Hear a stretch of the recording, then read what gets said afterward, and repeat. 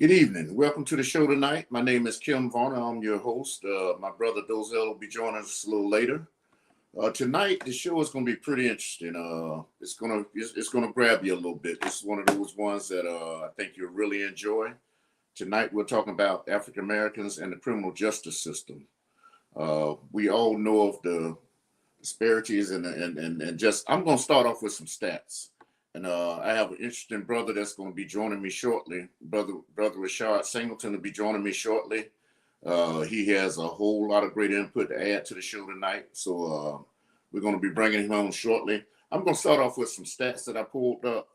Uh, Even though Black people make up 13.4% of the population, they make up 22% of fatal police shootings, 47% of wrongful conviction exonerations, 47% of wrongful conviction exonerations.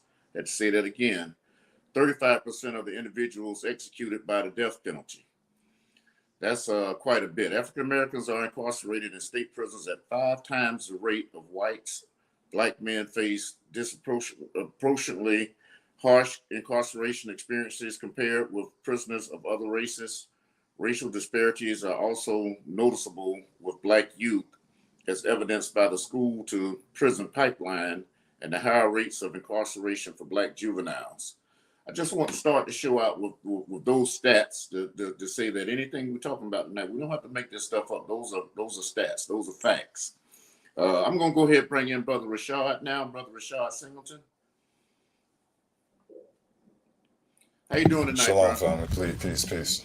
I'm good, family. I'm good. Thank you for having me. I'm grateful for being here. Thank you for coming back, bro. I missed the show where we here we did the reparations. I missed that show. I heard you brought some strong stuff to us. So we're looking forward to another great show with you tonight. Like I say, my brother Dozell will be here later on. But Brother Rashaad, we got a couple of things that we want to cover tonight. I have some questions that I'm going to ask you. I'm just going to let you go on and speak. Latasha, I see. Welcome tonight. Thanks for joining us. Brother Rashaad, I'm going to let you go ahead and speak on it, on what the topic is for tonight. Go ahead and say your piece. Yes, family. When you're growing up in the United States, we're given a lot of stereotypes as Black men. Mm-hmm. One of them is that, we're criminals, and we're just constantly trying to cheat the system in a way where we're not honorable citizens. But no one ever wants to talk about the root of a problem. Mm. And that's what we're going to talk about tonight, because Yes. everything has a root.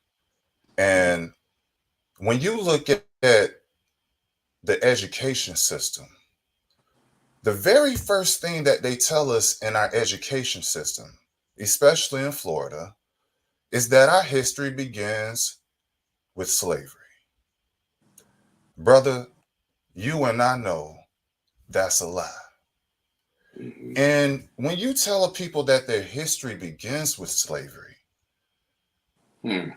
you confine them in a box, and they are more susceptible to thinking like a slave. That's true. When you tell them that their history started with royalty and universities, then they have this thing that we call knowledge of self. And they're gonna know that criminal behavior ain't even in your nature.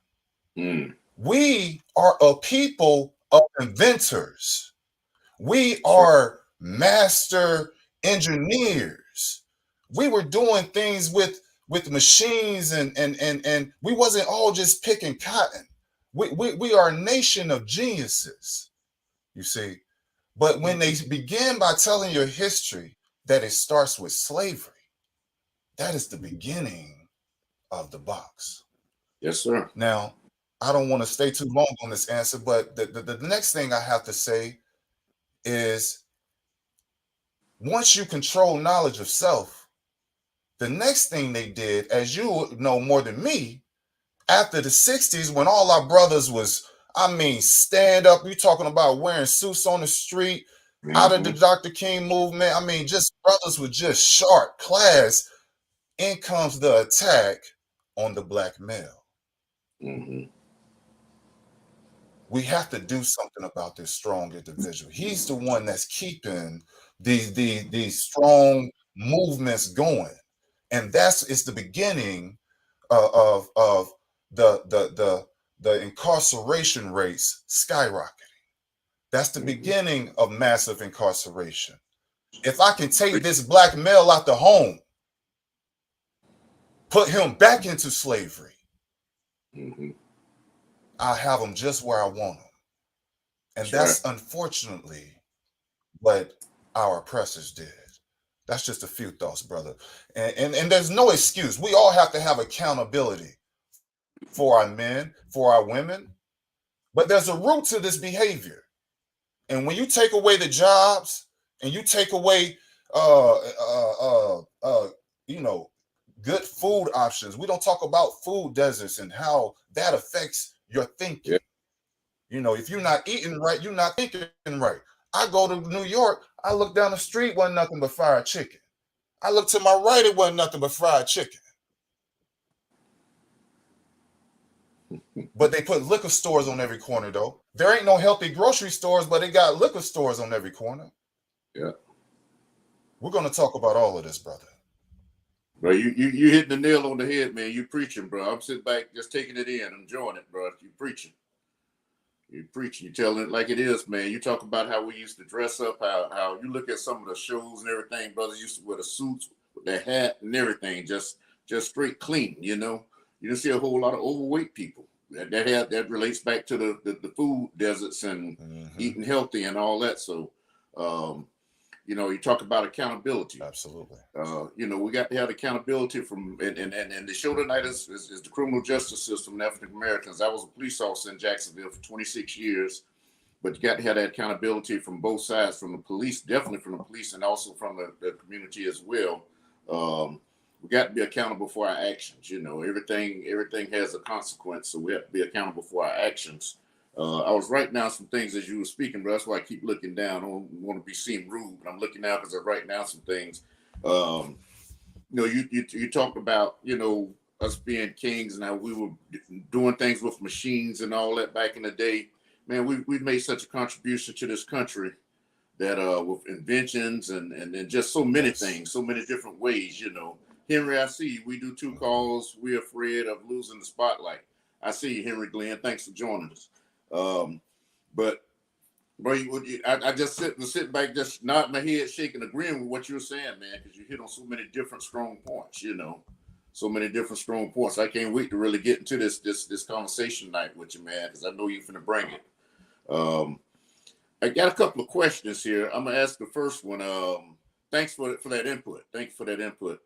One of the questions: how much does our social economic condition lend to our incarceration rate?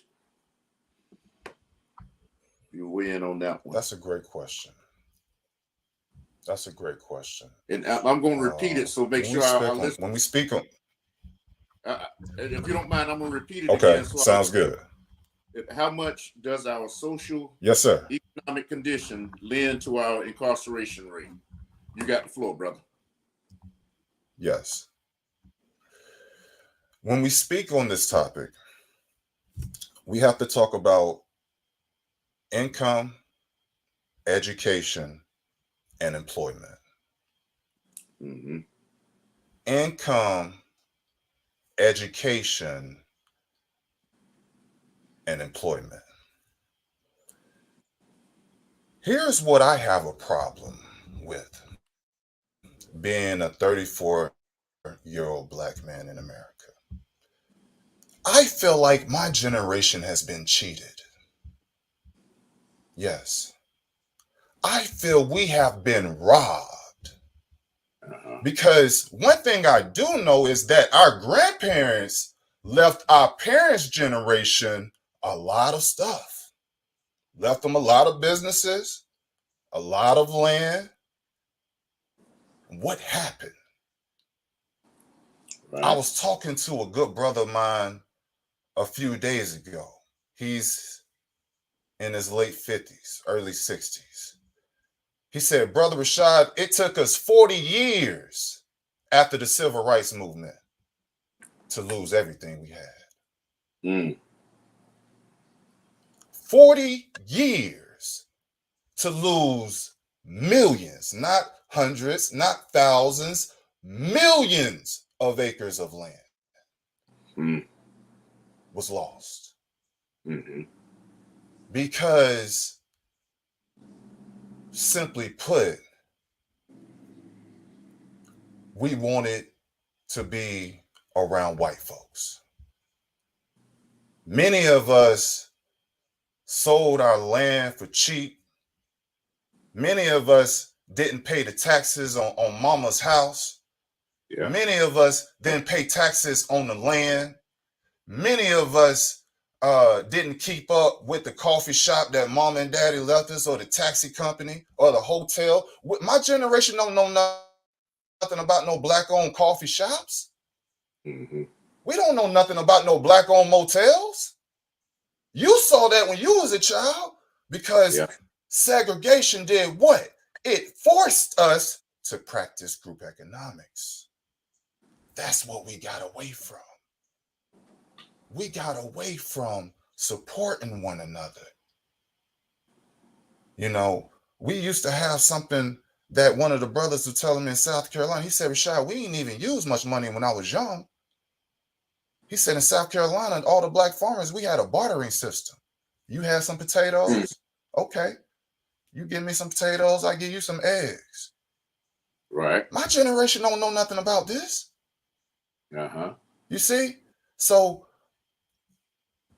us getting away from ourselves and group economics, that has affected how we deal with one another. And as I said, when we're talking about the social and economic things, we got to deal with the education. Now, what are we being educated to do? Well, I'm gonna tell you what my generation was educated to do. We was educated to get job for white folks. We was not educated to create businesses. And True. that's what black people need. We need businesses. What industry do we own anymore? Brother, we used to own hip hop. We don't even own hip hop no more. Mm-hmm. You see, we have to get back to ownership, because then when we own, we own the corporation. Now we can employ one another, and now Right. we don't have to go outside of our community begging for a job, and we don't feel, how can I say it, the need to spend money, because you're going to have more options. You know, why do you need to go to the grocery store to get bread if Sister Pearl down the street is making fresh bread? You know, why do you need to go to the other side of town to get gas if you know Chris got his gas station? You might have to drive an extra mile, but that's what's needed to be done in order to Right. save ourselves, because we're the only community, brother. We're the only community who's constantly spending money outside of our community. No one questions the Chinese people when they spend money on the Chinese people. No one questions European so-called Jewish people when they spend money on themselves. No one questions Arab people, Indian people, when they just spend money on themselves. But when we do it, it's considered revolutionary. And you know why that? Because they fear the empowerment of black people. And that's what will happen. We will get back to that as we continue to have conversations like we're having tonight. It's But true. it's all impactful. And when you don't have jobs, you don't have options, now in comes crime. You see, Yeah. this is a machine. Let's put a bunch of black people together in a community, take away the jobs, and let's just wait. Let's just see what happens. And I Mm-hmm. believe this is what happened. That they have made the hood a prisoner making machine. Yeah. Bro, you on point, man. You on point. I can sit and listen to you all night. I was looking at, we had several great comments come in. My cousin Janice chimed in, Henry Glenn, Toya, everybody's chiming in. Danae chimed in with some comments. My other niece, and then I like what Tasha said. Tasha said that the education, lack of education, and employment equals the recidivism. You know, that's one reason why we have the recidivism rate so high. And I can speak on that, brother. I like I say, I here in Jacksonville, I walk the streets on the east side of Jacksonville and try and keep these young guys to put down the weapons. Stop. We got a big problem with well, shooting. The last 2 weeks we've had I think 10 people shot. Actually more than that, because 6 of them were shot at one time. So we've had probably 12 to 15 people shot within the last week or so here in Jacksonville. So gunplay is off the chain here, man, and we got to do something to control that. I have my own suggestions for it, but I mean, we got to do something to control it. And a lot of these brothers just don't have no sense of, like you say, lack of education, lack of employment. And you spoke earlier about generational wealth as well. That's something, man, that when I was growing up, my parents have looked out for me and my 2 brothers. And, you know, like you said, back in the days, that's what parents did. They made sure that they tried to leave that, and the little that they had, they tried to leave something for their kids to have something to go on. Nowadays, one of the problems is the grandparents are 30 years old. You know, the big mama is not big mama no more. She young mama now. She's 30 years old. You know, and she's already a grandmother. You know, so and even I know some grandparents that are young, but they still instill the right stuff in their kids. So it's lack of education, lack of I don't want to say training so much, but I guess that is the word that I'll use. Been raised the right way and all. Trying to instill something in those kids that's going to instill some values in them and all, instead of just living for the day. Go out there and make enough money, hustle up, you know, make enough money for the day, and tomorrow's a different day. You got to go up there and hustle for another dollar for that day.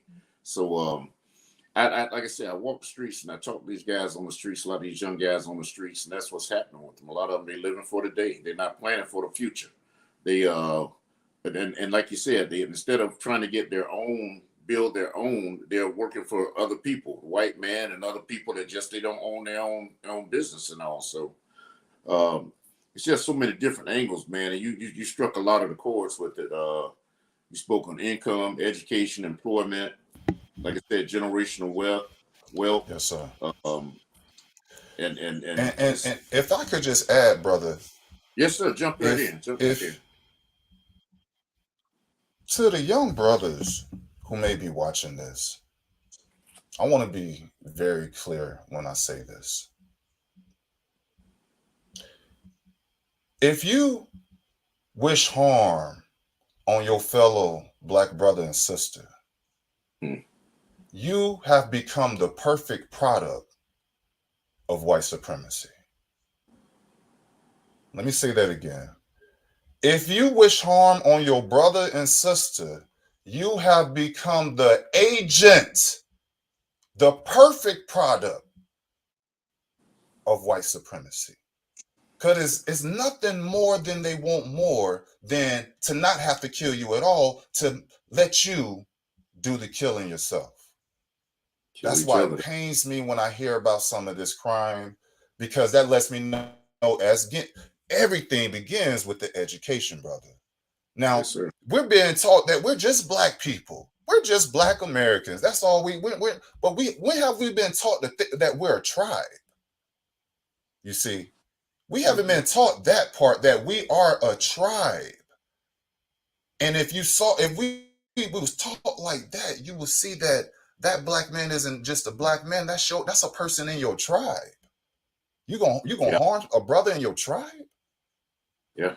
You know what I mean? So we have to get back to self-love, because when you really have self-love, because you don't know who's depending on that brother.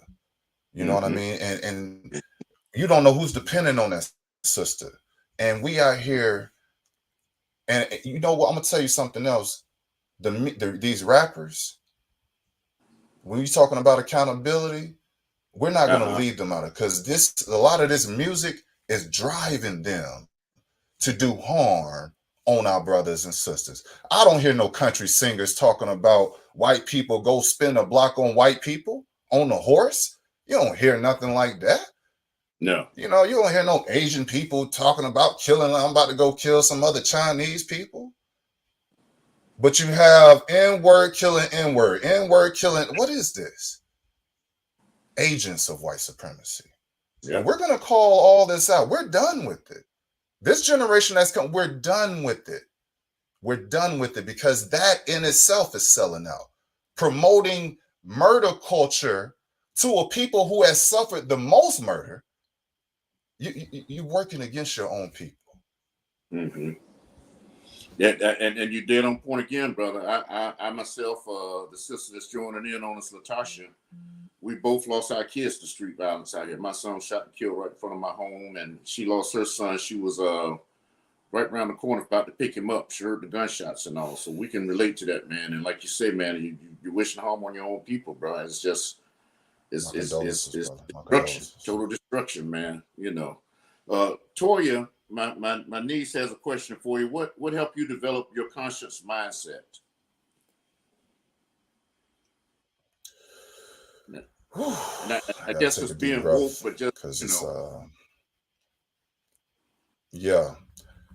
Well, I come from a strong black father and a black mother. mm, Um, you know how it was. They both born in the 50s. They were young kids in the civil rights movement. They seen it all. They mm, seen it through Dr. King, and just our progression as a people. mm-hmm, Um, so my love for black people is unbound.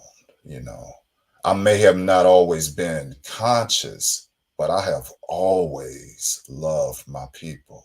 I have mm, always loved our culture, and I was always aware of the attack on our people. Because here in North Florida, there in Cottonwood, Alabama, there used to be a Klan rally that the white kids used to talk about at school on Mondays. And I thought that was just weird, that here we are in the 90s and people were still doing Klan rallies. And this before the days of social media. this yeah, was this is before the days of Facebook. There was still Klan rallies going on in the 90s.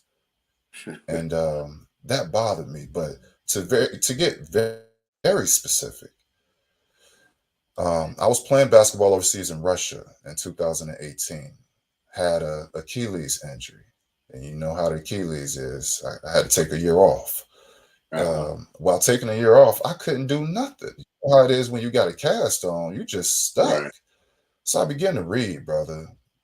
Just reading about books like uh, From Here to Timbuktu, um, understanding Dr. Amos Wilson, looking at mm, Dr. Carter G. Woodson, looking at Dr. Malcolm X, realizing that Dr. King was getting a little bit more revolutionary toward the end of his life.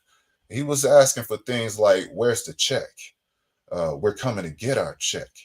He started talking about reparations, and all this was intriguing to me. In the mm-hmm, midst of all of that, they killed Trayvon Martin was killed. Um, the person that did that got away with it. And one day, I'm just, minding my business, and I'm on Facebook, and there's a black man, like, kind of wrestling with the police, and it's live. This isn't no video that's been posted. This is a live video, and millions of people watching this. And this brother out in Sterling, in Louisiana, he was yeah, selling CDs outside of right, a store, and they shot that brother in the chest on mm-hmm, Facebook Live. live, yeah, yeah, I watched that brother get killed, and that was troubling. And then the next day, if you remember, brother Philando Castle got killed. yeah, The right, very next day, on Facebook Live.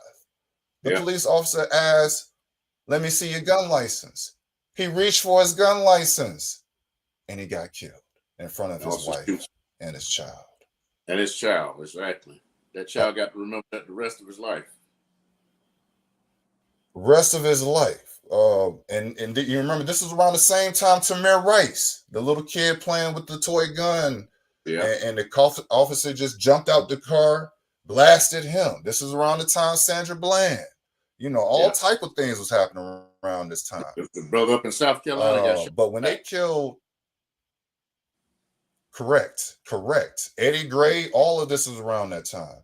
Mm-hmm. The thing that Freddie Gray, excuse me. The thing that bothered me though, brother, when they killed Philando Castle the second time, this is what broke me. As all the black people was expressing their rage on social media, none of my white friends had an opinion. Nothing. I'm talking about my white friends who may Right. be even watching this right now. Right. They didn't have nothing to say, posting pictures of their children, posting pictures of the latest football score, posting pictures of the dog. But they ain't have nothing to say about these black men who were just lynched. Mm. And I said, you know what? Why the hell not be all the way revolutionary? I realized something that day. I said, maybe people just care about you because you a basketball player, Rashaad. Oh, yes. Black athletes. Yeah. Maybe they just like you because you got a jersey on your back. But I came to the conclusion that day, brother, if you don't like my community, you don't like me. Mm. If you don't have love for my community, you don't have love for me. Mm. And sure as I can tell you here, they started dropping off. The more I said truth, the more they started. I said, okay. I realized that black truth makes some white people uncomfortable. And you know what? That's too damn bad. Yeah. Yeah. I, I travel the country, man, and like I say, you still dead on point, bro. I'm enjoying this. I'm learning something myself just hearing you talk. I travel the country now. I'm retired as a police officer. I travel the country now as because of the current climate. When with all these murders that you're speaking of that happen between police and the community. My job now, I travel the country, trying to bring the community and the police back together and build some trust so we can move forward. And the way we do that is I travel all over the country. We're doing I go to Miami probably a week at a time every month, and we're working with the city of Miami Police Department. They have 1,000 some odd officers, and we've done probably 600 or so. So we got the rest of the agency to do. But we bring the community and the police in together, man. We just chop it up. We don't pull no punches.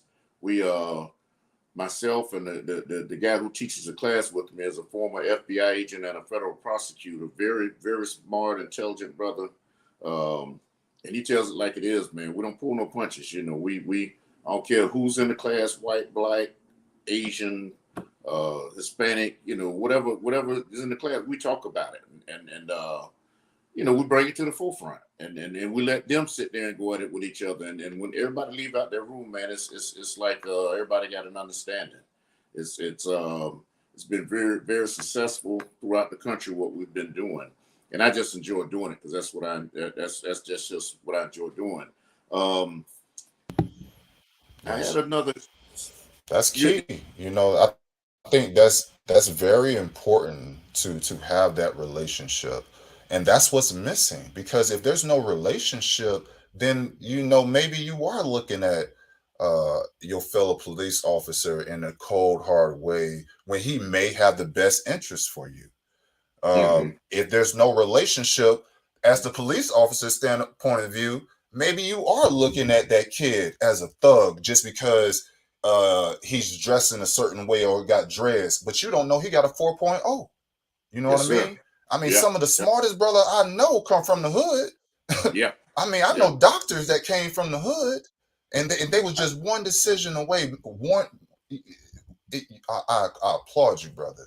It is very crucial that You if we're gonna have policing in our communities, I need to know who you are. that's right. I want to know who the police officer is driving around my neighborhood. That's right. You know what I That's mean? right. You And want as to an be able to officer, talk. you want to know if who's really being a predator in this community. There's some people that are predator on the black communities. They need to Yeah. go. They Yeah. absolutely need to go. As Yeah. we talked about earlier, these agents in our community that wish harm on our people have to go.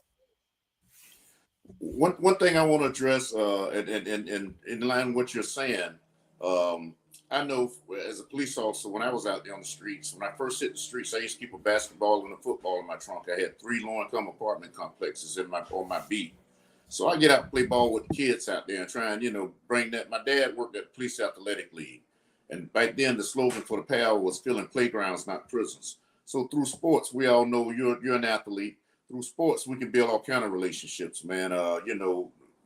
Race has a lot of times race don't play a role in a lot of sports activities. Now some that do, and it plays a role in higher up and everything. But when you're out there on a team, it doesn't have we can all get along and play ball together and all. But that I used to keep those in my car, man, and make sure that I got out and spent time with the kids and all played ball with them, trying to win over that police. Let them see that I'm approachable, that they can come talk to me, and that we're there for each other. Not I'm just there for them, but they're there for me as well. So I really enjoyed that part of it. Absolutely. I had a Absolutely. couple of questions. I'm trying to get other, and I'm trying to make sure I get everybody's questions in. A lot of great comments, like I'm saying. Why don't Black Americans have generational wealth? I got something that I want to play, and I can't think of this actor's name, but I should have sent it to Tor so she could put it on the screen and everything. But I'm going to play it, and it's going to take a couple of minutes to just get it out, but get your opinion. So you have to realize that, yes, the involvement of violence in black folks. Are you able to hear that? From that long history that the president was talking about, that we have to remember that we learned. Yes, sir. Absolutely. Came over here, that there's the first beheadings in Point Coupee, Louisiana, where I'm from. Slave insurrection, that was the way you dealt with it. Tuskegee syphilis incident. We're going to see how black men die if they have syphilis, but we pretend we treat them with penicillin, and we're just going to watch the pathology of how they die. Now, that wasn't back 200 years ago. That was 1930 to 1974. We're talking about giving these wonderful blankets to the Native Americans infected with smallpox as they walked on that trail of tears just to see how they died, to eliminate their population so we can take all of that land. So the violence that is in America has come from a very learned position that was brought here by some Caucasian folks. All right? So now, when it comes to the NFL, you have black men who are taking advantage of this opportunity to go there. So for every 1, 2, or 3 that may have been in the news because of violence, there are another 2,000 that report themselves as gentlemen, as husbands, as fathers, and as great professionals. So we must remember them also. But yes, people are responding to that. They see that image of that black man. One of the MacArthur Foundation fellows that just one is a psychologist, Jennifer Everhart from Stanford, who deals with racial messaging and inequalities that people is either learned or subconscious. That when you see me in a certain situation, you think violence. If they see you in a certain situation, people don't see violence. So the image of the black man being violent has been perpetuated for a long time. I hope y'all were able to hear that. And it was something that I was listening to. Somebody sent it to me on Messenger the other day, and that's Brother Wendell Pierce. Thanks, Mike, for sending me his name. Mike Anderson sent his name to me. But Brother Wendell Pierce spoke on that, and I was talking to Doziel when I was down in Fort Lauderdale a couple of weeks ago. And if you look at TV nowadays, bro, you spoke on something relating to this also earlier, how things are intended to break down the black family. You look at and this isn't no kind of punch at homosexual people at all. This has nothing to do with that part of it. But if you notice on a lot of the AIDS commercials, they show a lot of black men in it. They don't show very many white men in it. They show black men kissing each other and everything in it. That's 100%. 100%. That's a breakdown of the black family, man. When young kids looking at TV, I didn't see that kind of stuff growing up. But when you're young and you're looking at that stuff on TV, you learn to accept it. And you think that it's, that's the way, it's normal because you're looking at it on TV. And like I said, this isn't a punch at the homosexual community at all, but I'm just saying how they use different things to break down the black family.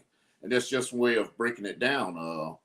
That along with like Brother Pierce say, the different diseases they bring into the hood and all. It's all of the breakdown of the family. And that's still going on. That's nothing that happened back in the slavery days. That's not 200 years ago. That's something going on alive and well today. So we gotta open our eyes and be cautious of all different type things that are going on, our young brothers got to pay attention to that type stuff. They got to pay attention to it, man, because that's what's happening with the fathers are not in the homes, and it's killing us. It's killing our breaking down our community. To get our community back to what you were discussing earlier, we got to have these men. I got a lot of these guys that go to prison here. I try and tell them, man, be here for your kids. Don't let your baby mama raise your kids. I want you to be here to raise your kids yourself. So I don't know. We got some feedback coming from somebody, but I tell them to be here to raise their own kids. So it's so important that we're here to raise our kids and not let your baby mama raise them. You go into prison, every time you go in and out that prison, out that revolving door to recidivism, that's you losing touch with your child. And that's all part of it to me. That's one thing I try and stress to these young brothers that I talk to on the regular here, to just be there for their kids, because the kids are the future, man. And if we bring them up the right way, you know how they say, you steer a kid the right way, you don't stray away from it too much. So I got a couple other questions I want to run past you, brother. I'm really enjoying listening to you talk, man. I don't know if those are gonna make it in tonight, man, but I'm enjoying this. What? And the next question is, why is the recidivism rate so high in our community? If you chime in on that.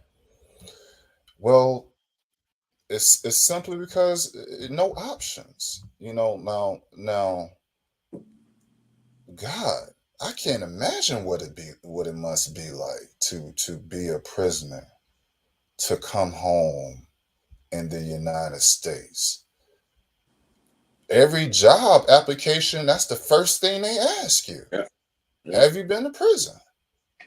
And I'm sure when they see that, red flag.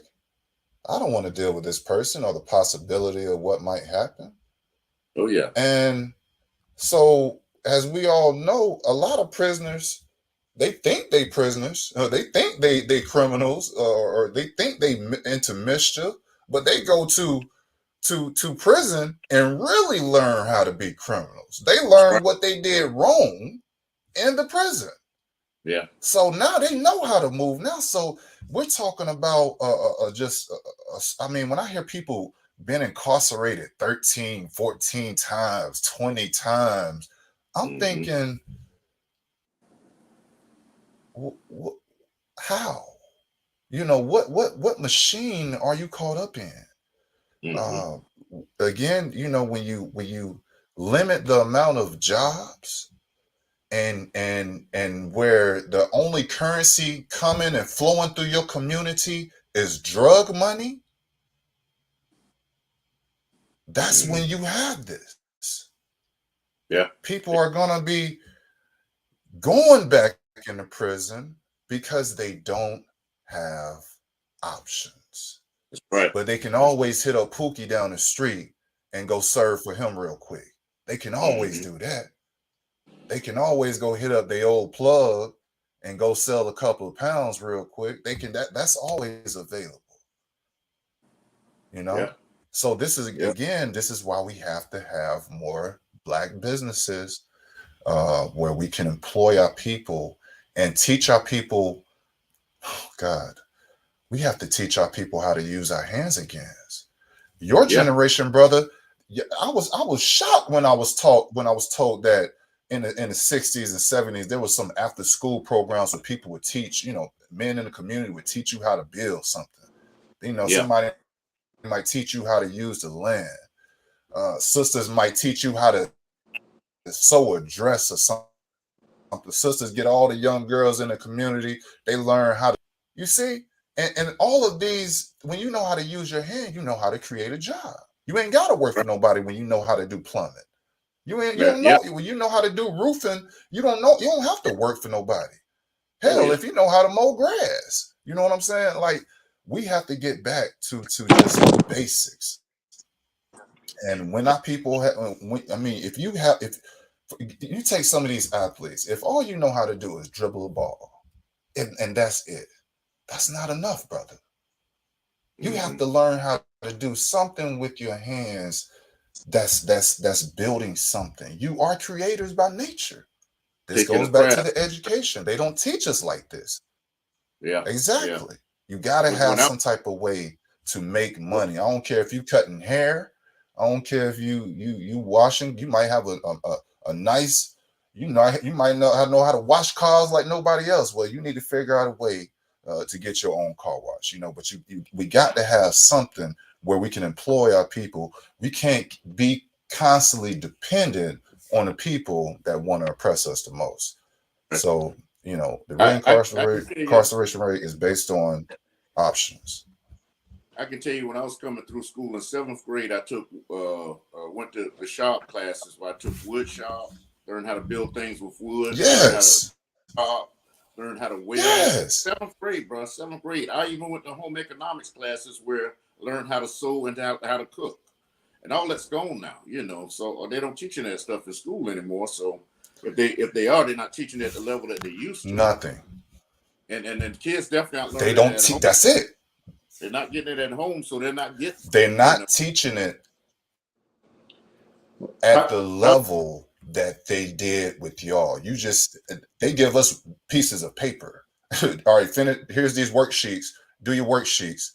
We just filling out paperwork all day. You're not learning how to. Yeah. But I'm gonna tell you something. My home ec teacher, you know what he used to do? Them white boys used to be on the tractor, and they would be learning some real farm work. They would be cutting up some wood. Wouldn't let us touch it. That was a direct attack. Wouldn't even let us touch it. We can't drive no tractor. Let the white boys do that. And again, when we talk about the missing father in the black community, I mean, how many? Think about this. Little Tony, he got an option on a Saturday morning. He can go be with the Crips and Bloods and get in some mischief, or he can go down here to Brother Dexter.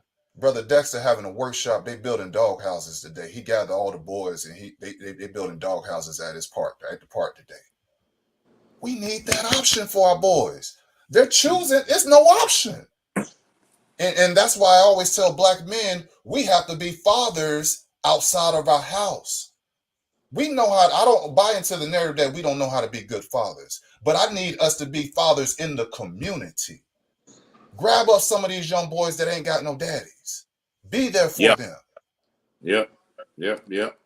I agree, bro. I got a couple of questions here from Janice. Let's see. This is from my cousin Janice, and she wanted to hear my opinion, being that I'm former law enforcement. What's your thoughts on how the police, law enforcement, have been designed and used to silence voices of distinct in the black community by targeting, criminalizing, and eliminating the strongest black voices in our community? That's a great question. Janice. I'll answer it like this. When I was on the police department, I'm gang certified. That's one of the biggest, and I know we got gang issues in our city, and the cities all across America, and those kids need to get their life together. But the legislators actually are the ones who tell what meets the criteria to be in a gang. A lot of people don't know this. You have to educate the community on why police officers do some of the things that they do. So if I know that a particular, I call them cliques here in Jacksonville, because I don't think we have real gangs. They don't meet the real structure of a gang. They meet the structure of a clique to me. They want to be gangs, and they're just as dangerous. They'll kill you just as quick. But they don't meet all the structures as far as having the colors, the territory, and all that kind of stuff that they represent. But the legislative, they're the ones who make the criteria for the officers to enforce what constitutes if you can be considered a gang member or certified as a gang member or a gang affiliate. So, for instance, if I see a kid hanging around with some guys, I already got some guys that I've certified them as gang members, and the certification will include hanging in a certain area on a regular basis, representing that, claiming that area, wearing certain tags or colors, red or blue, or whatever the name of your gang written on your shirt, or whatever your tag might be. Representing that and having a structure as far as a lieutenant, a rank structure within that gang or that clique. That all constitutes if you can be considered a gang member. Now, if I have a kid that's hanging out with those guys, he's not really wearing the colors or whatever, but he hangs out with them because he grew up in the community with them. And that's what happens in the Black community a whole lot. So we got to pay attention to this part of it. You got a lot of kids that grow up in the Black community, like in projects or just in a neighborhood, and they hang out with each other. One kid can be hanging with those guys, like I said, that can be considered gang members. If this kid is hanging out with them, if he's stopped by the police twice, he's considered a gang affiliate. He'll go ahead and make him a gang affiliate. If you catch them riding with those guys and hang out with them on 2 different occasions, which can be so easy as walking out the house and one of those guys live across the street from me. I walk across the street and I'm talking to him. A police officer happens to ride up and write down on his contact card that I was talking to so-and-so who's a gang member, a certified gang member. And then the next day he comes through and that guy's coming to go on my porch talking to me. And we're sitting there talking. Now I'm considered a gang affiliate. That third time he can be made a gang member. So when you get that tag as a gang member, now anything that you do is enhanced as far as your sentence. Your sentence gets enhanced. Or when you get stopped by the police, now they got it tagged in that computer that you're a gang member or a gang affiliate. So they call the gang unit out and they come out and they want to talk to you, interview you, or whatever. And then they can go ahead and bump you up and make you a gang member. That's one way that police officers can try and use their influence to get rid of certain kids, get them sent them to prison, get them off the block, send them to jail, send them to prison, whatever they're going to do, lock them up. They don't want to talk to them. They want to lock them up. And that's one of the problems. That's one reason why I think the classes that we're doing across the country is so important, because it actually gives law enforcement and the people from the community can sit down and actually talk instead of talking at them or talking at each other. They get to sit down and talk with each other. They can ask these questions that they need to know. One of the big things we do in this class is we educate the community on. People ask a lot of times, why did Officer have to shoot him, 4 or 5 times? Why couldn't he shoot him to wound him? I don't know if you remember the situation where the 15-year-old girl was stabbing the 16-year-old girl. And the officer drives up and shoots and kills the young lady. People saying, why couldn't he just shoot her in the hand? Well, you can't. First of all, he gonna miss. 9 times ain't no wild earps out there on the police department that I know that's gonna pull up and shoot somebody in their hand and make them drop that knife. Number 2, they train us to shoot to eliminate the threat. And if you eliminate the threat, you're not going to eliminate the threat by shooting them in the hand or in the arm or the leg, because they still can continue doing what they're doing. We're trained to shoot where the vital organs are, and that eliminates the threat. And a lot of times people don't understand that, and once you tell them that, they kind of understand why officers do some of the things that they do. Mike, I saw where you put that was interesting about what I was saying about the legislature and the gang stuff.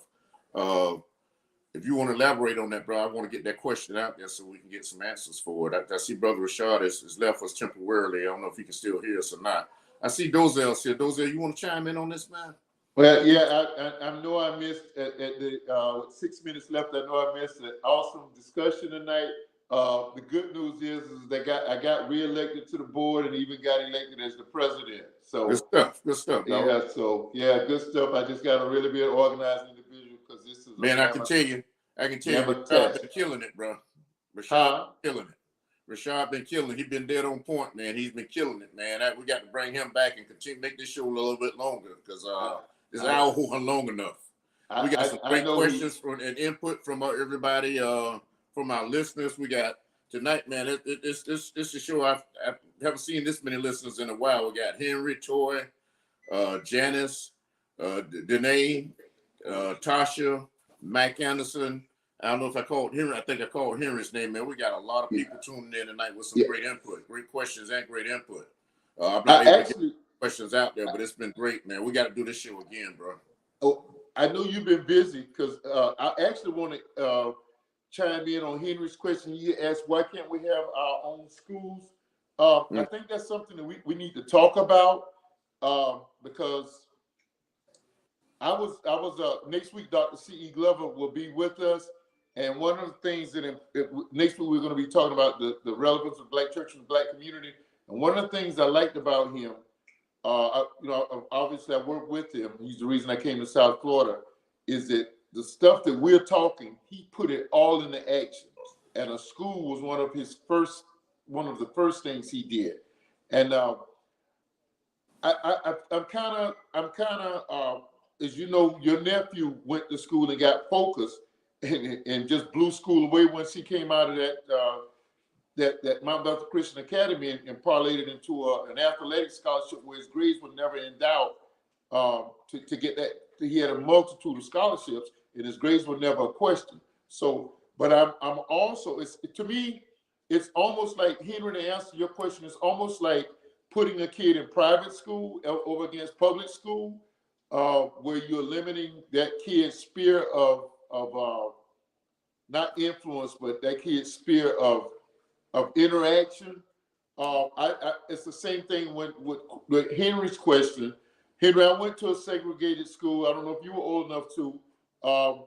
I liked it when we integrated. We lost some good stuff. We lost our neighborhood schools because they closed down the black schools, the black high schools. But I like the integrated because society is integrated, and I think the school is the best incubator for us to be where we ought and need to be, so that we can relate together. So that's my answer to his question. Okay. And I appreciate you chiming in and doing that. I saw when Henry asked that question. It's a good question. It's a good question. I went to. I actually attended. I'm old enough to. Before busing, I was attending schools. I went to a black school, and I can remember Mama teaching over at Southside Middle School, and she transferred Anthony and I over to Greenfield Elementary, so we would be closer to her. We were 2 or 4 blacks in the whole school. There was no other black kids in the whole school. The next year they started busing, and of course, other black kids was bused over there. So I've kind of experienced that in a little bit. Janice put something up, Troy, and I don't know if you can put her comment back up about the Panthers. Here we go. I want to read this because it all deals in with her questions, what she just asked about police and how they target the black community. Her comments is the Black Panthers were targeted by J. Edgar Hoover from the FBI down to local law enforcement around the country.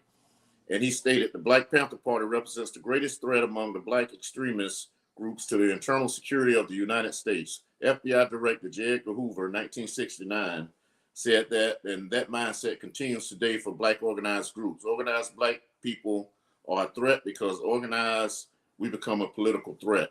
And Janice, I agree with you. We see that with Black Lives Matter. They're trying to make Black Lives Matter a terrorist group. And Black Lives Matter started out being a very worthwhile group. They've had some bad apples in it, but Black Lives Matter is not a terrorist group. And that's the same thing what you're saying there. So I agree with you on that.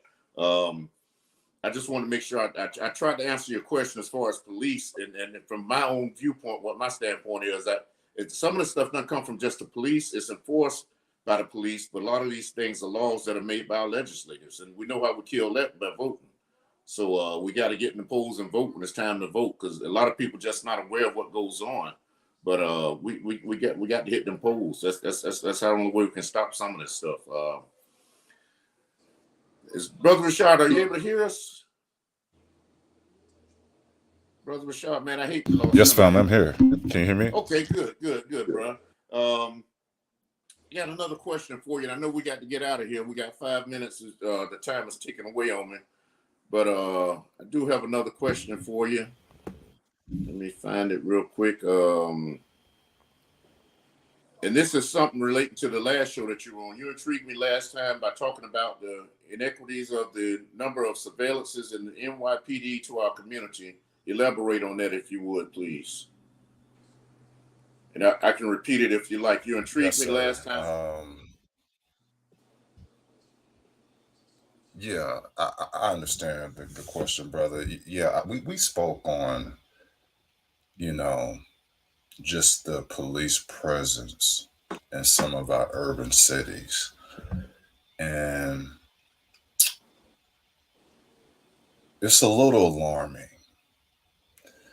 It's not the same as you're driving around, um, you know, a town and you see a lot of police officers on the road. That's not what we're talking about. I'm Mm-hmm. talking about a lot of police officers around your house, constantly, all the time. It's very aggressive. And as we spoke earlier, the society that we live in has turned our hood into prisoner making machines. Mm-hmm. So it seems to me that I don't know if they're policing the community or you just waiting for us to mess up.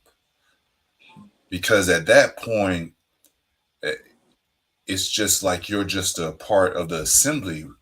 You're a part on the assembly line that's bringing our black people straight to the prisons. And I don't see that type of presence in white communities. I've never been to a white suburban neighborhood and they got police vans with the satellite sticking out, surveillance all around the community, looking at you, kind of mugging you a little bit. You don't get that. I tell you one thing that my cousin told me when he was in Jersey, there was a neighborhood he couldn't drive around. And it was the easiest way for him to get to work. Um, he said, if I went through this Jewish neighborhood, I would always get pulled over. I'm like, why is that, cuz? He said, because they knew I wasn't from that community. Mm-hmm. And basically, it was the Italians who the police. So I said, hold on. So you mean Jewish people get Italians to police their community? And I thought that was fascinating because they're policing the community from the outside in rather than the inside out. It's a different dynamic, more like being security for a community, and it's completely different for Mm-hmm. just waiting on black people to mess up. And again, it's not a comfortable thing. It becomes clear why there's so much tension between black people and the NYPD. And I imagine that a lot of the same thing probably in the LAPD. Right. What I loved about the civil rights and what I learned about was that Sister Rosa Parks, people think she was just some tired black woman who didn't want to get off the bus. They don't even understand that Sister Rosa Parks was always revolutionary. Her daddy was revolutionary. Mm-hmm. Her daddy was in the Deacons of Defense. These were black men who decided to be their own police in the community and make sure everything was right. If you was running drugs in it, you had to be dealt with. If you was harming our women or our children, you had to be dealt with. We didn't always wait on the police to solve issues that we should be solving. Um, I think we have to get back to that. I think we need to get back to black men securing our neighborhoods and a police. If we got a problem with, we'll let you know. Mm-hmm. But don't show up at we look at some of these brothers getting shot because they're having mental problems where you show up and it's we know the fear is already there just from the black skin. But we're talking about people that are losing their lives in incidents that they shouldn't because we are dealing with I feel police that don't understand our people. You know, one of the ideas we wanted to incorporate in the National Reparations League was that we feel like we need a voting system for police. We feel like we need a voting system for police. We want the right police officers in our community, and we want the wrong police officers out of our community. I don't know why we haven't thought about that sooner, but I feel like that needs to be incorporated. And now it's on the community. Well, if you're dealing with a police officer that's harming the community or that's being aggressive to the community, what are you doing? Did you show up at the meeting to vote them out? You know what I mean? I feel like that option needed. You know, Right.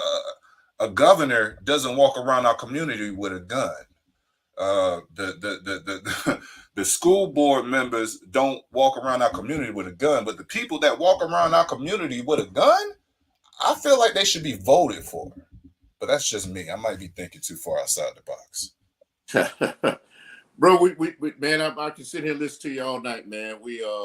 Our show is expired. The time is running out. So I'm gonna wrap it up with one last question, and if you take 2 minutes to expunge on it, but one thing I want to say in reference to what you were saying earlier, there's a saying that goes, and you're talking about in certain communities, you don't see police hanging out and all like you do in the black community. There's a saying that says in the white communities they get police service, in the middle class communities they get police response, and in the black lower income communities they just get policed. So that if you think about it, that's what you just said, you know, because police they come in and do what they want to do in our communities. They don't get the service; they just come in and police us. So our last question, and if you'll take 2 minutes, if you would, and so we can wrap it up. I don't want to keep people past time. What can we do as a community to keep our people out of the system? And Dozell, you got it next, and then I'll answer it with those things out. But we'll take 2 minutes apiece on that if we would. What can we do to keep our people out of the system? Yes, sir. First and foremost, black men, we got to do more. We have to do more. There's too many good black men that's not doing enough. And when you don't have good black men that's not doing the work, in comes the confusion, in comes looking for some type of satisfaction, some type of, you're going to look for someone to say good job. Now, who's going to tell that young male good job? Is it the gang member? Is it the dope peddler? Or is it going to be the stand-up brother who's taking care of his business? We have to be fathers outside of our homes. And that's going to, again, show our young men how to be men. And that's going to show our young women how to be treated by a man. I feel that is key.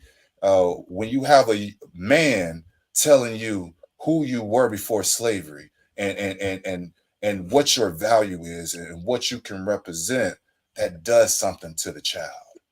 He doesn't think about prison. He doesn't think about prison because he doesn't want to let you down. Black man, stand up. That's good info, brother. Good info. Dozell, you want to tap into that?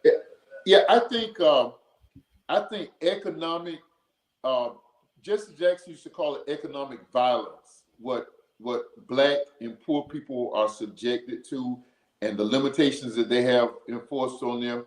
I think lifting the boat from the bottom up economically, jobs, training, and a lot of that goes with what you're saying, Brother Rashaad.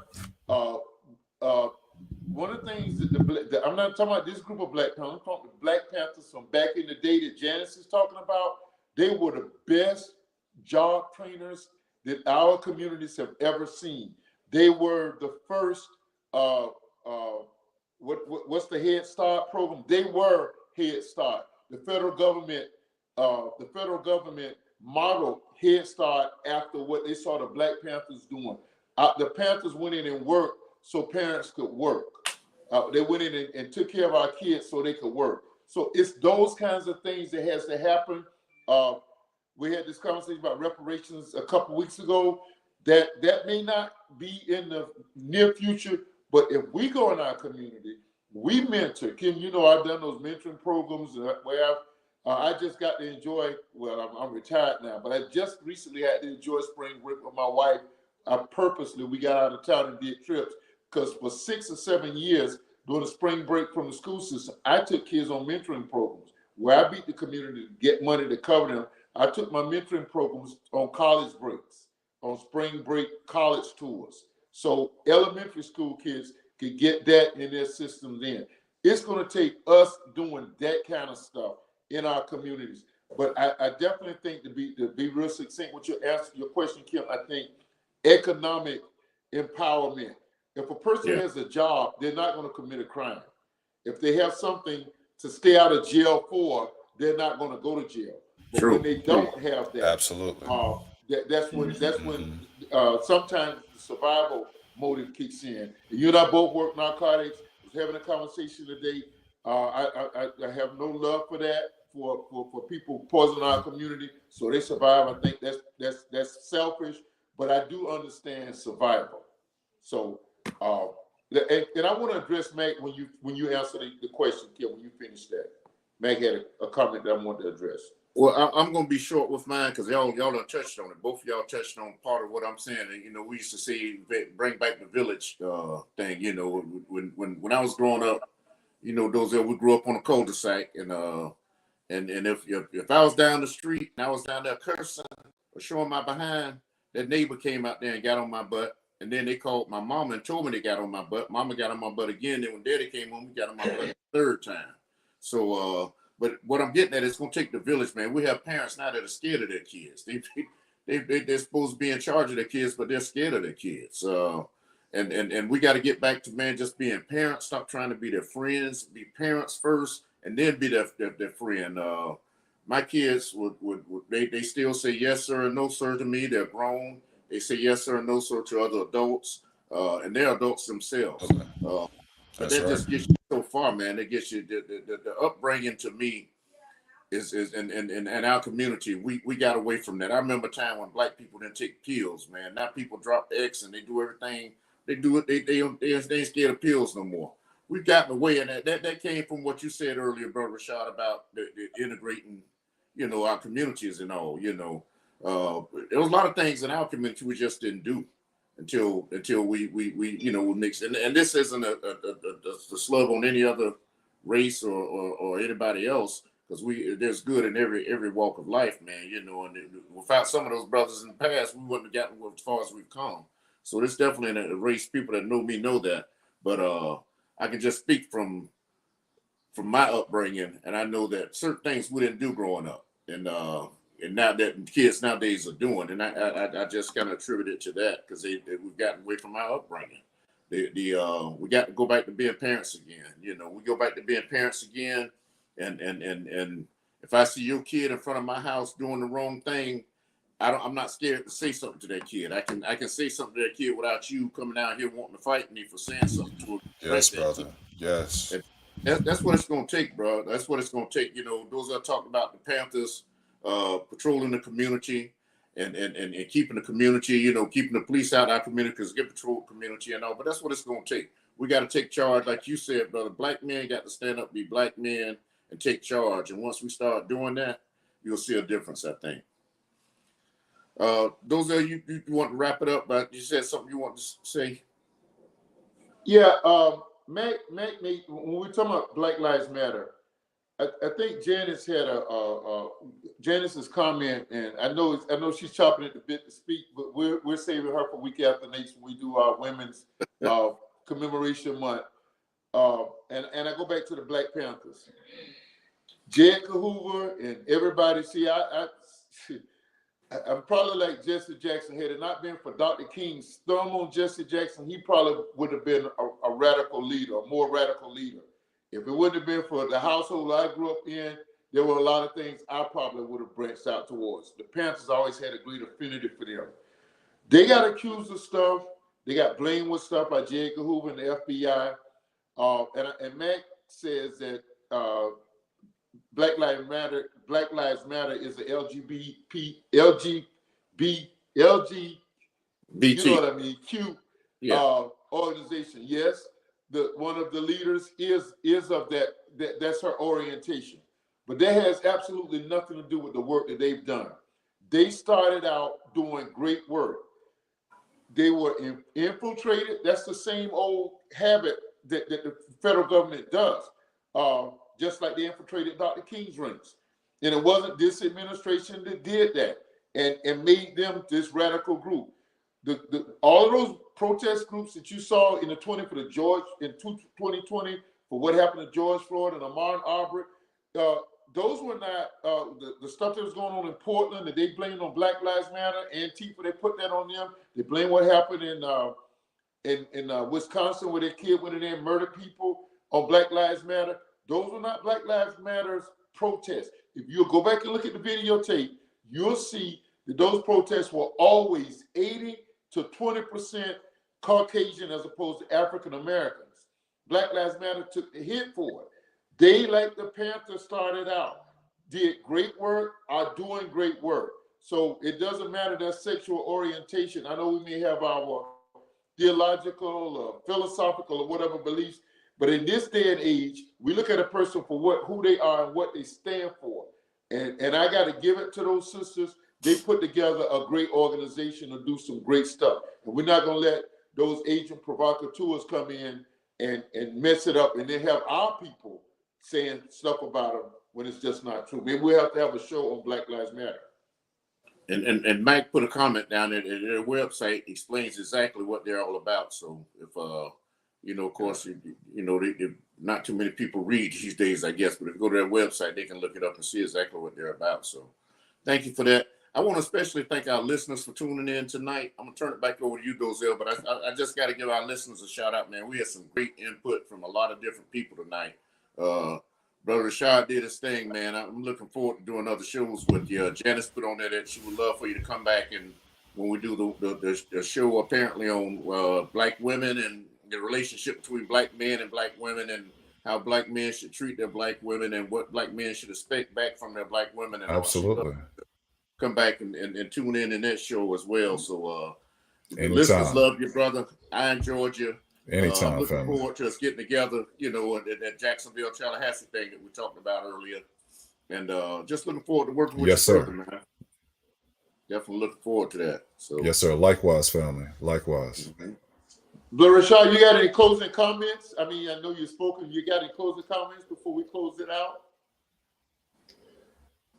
Yes, family. Once again, I just want to say thank you, thank you, thank you. I absolutely love your show. I love your platform. I love to. You have to understand. I am a product of what I'm talking about. I didn't grow up with the father in the home. Y'all know what that does to a young black male to not have that father presence in the home all the time. So to be able to come on this platform and to speak with other black gentlemen such as yourself who are older than me, who come from a different generation from me, who remember some of the good things we had in our community. Yes, sir. I'm at loss for words, the education, the wisdom. I just can't thank you enough. I'm grateful, family, and I can't wait to be here again. And I will also add reparations. Reparations is the call. Everything that we're talked about tonight, family, it's because we didn't get reparations. Everything that we deal with in our community, not having jobs, not being able to control our police departments, not having control of our education system, not having control of the transportation, it's because we didn't get reparations. Reparations isn't a handout. Reparations is a check that's owed. Native Americans got it. European Jewish people got it. Okay. Slave masters got it. Japanese Americans got it. Are they any more human than us? And who suffered what we had to suffer? Sure. Yeah. We went through 100 years of lynchings after slavery.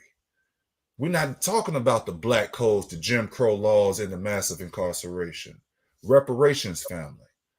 Please look up our organization. Join us on Instagram, the National Reparations League. We're out here doing the work. We've got about 50 representatives in all the states. We're ready to do the work. We're trying to bring our people on a national level to get this thing done. We're not trying to get reparations tomorrow. We're trying to get reparations now. Thank you, family. Bless you, man. Awesome, brother. Awesome. You know, I'll close out by giving my my last little bit tonight. Man, I've enjoyed this show, man. Enjoyed talking with that brother. He was very knowledgeable. These are the shows I love doing. I enjoy doing it because they need to be done. One thing I we talk about, and those of you attended our classes before, is this is all about criminal justice system in the Black community. A lot of people need to understand where police industry started from. It started from the slavery days, and a lot of people don't know that, but it started from the slavery days. Once they got rid of the slaves, they had nobody to pick the cotton and work the fields. So they started what they call a police industry, and they would arrest Black people and sentence them to the farm, and they'd have to be on that farm for 6 months and do the work that they did when they were slaves. So that's true. That's existed. That's facts. And once we get people to acknowledge where police come from, it makes it a little bit easier to understand. And I'm talking to some of my white brothers and sisters. Once they understand how the police industry started. That's one reason why a lot of Blacks don't trust police officers. Back then, they were doing things and sentencing you 6 months on a farm for stealing a piece of candy or something, some ridiculous amount of time. And Black grandmothers start telling their kids, don't trust them, don't trust them, don't trust them. And it went on from generation to generation. It's still going on today. Don't trust them. So that's one of the reasons why we have the distance between the Black community and the police department. And that's why it's so important that we need to come together and discuss this and acknowledge it and move on from there. Yeah, sure, man. I don't know if y'all had I don't know if you all had a chance, Kim, to talk about one of the statistics. And again, I apologize to everybody. After we had the election for the community, they made us stay on and vote in the officers. And so I hate I missed this show. But one of the things, my stats, I was going to ask, I don't know if you all had a chance. If y'all could bring Kim back up for a second. I don't know. I'm not quite I'm not going to do as I see it because I wasn't here enough. Well, I will. That's some stuff I can say. Kim, I was wondering if you all talked about the lack of Black police officers, black prosecutors, and black judges and Black lawmakers. Did you all have that discussion? Because that my statistics when I was researching this show showed that had a major impact on Blacks being unequally out numerically in the criminal justice system.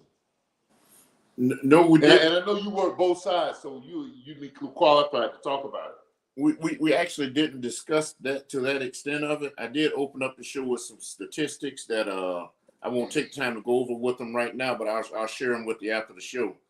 But it talked about the disparities amongst the as far as Blacks being convicted of crimes and compared to other nationalities and all, and wrongfully convicted and sentenced to prison and all that kind of stuff. So I had some stats that I spoke of earlier, and I'll share those with you, after the show was over with. So you'll get those.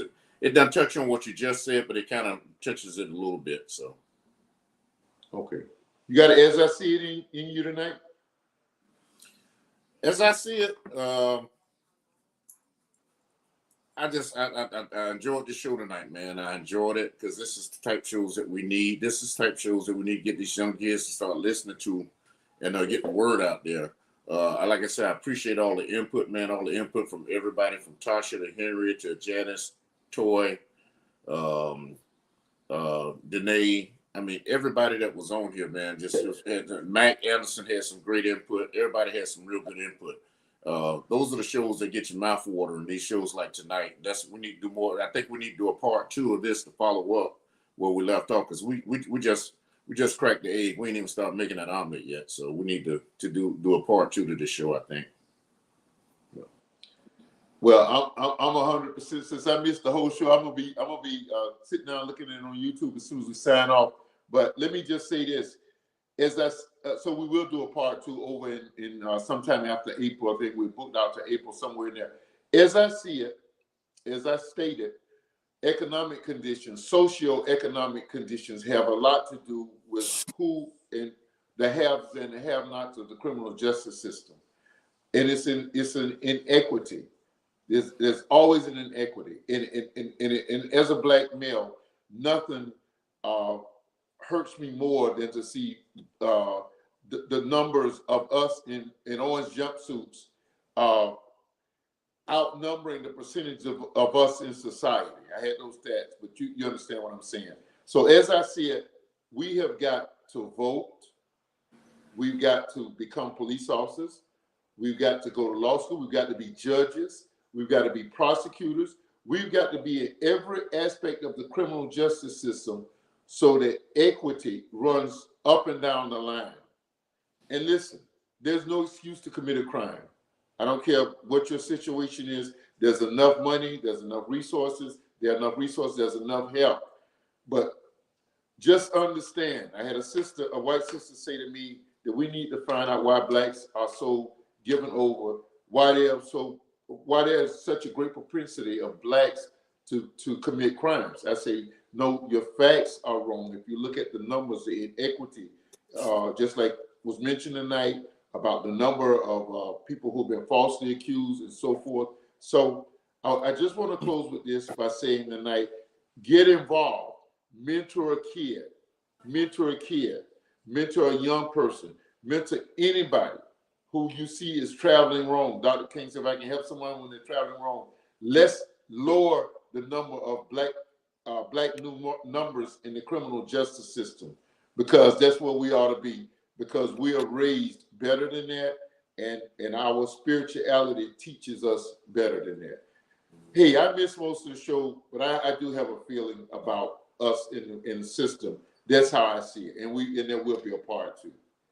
Hey, next week, I don't know if you know this, Kim, but I'm basically thumbing my nose at those who make the calendar that says that Black History is February.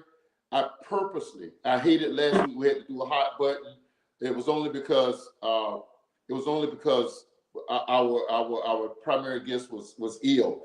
But next week we're doing what is the relevance of the African American church to the African American community or the community at large. We have 2 heavy hitters on next week. Dr. C.E. Glover, Bishop C.E. Glover, who I came to South Florida because I like not just because he's a dynamic preacher pastor, but because he has a human services agency, a school, a community development corporation, and a cultural arts center. And that just scratches the surface of the things that he has done for the community. Our church boasted, when I was there, it was the second largest employers of African Americans in Broward County. That's putting church in action. And of course, you know Bishop Rudolph McKissick. We grew up with him, and he's just taking things to another level there in Jacksonville at the Bethel Church.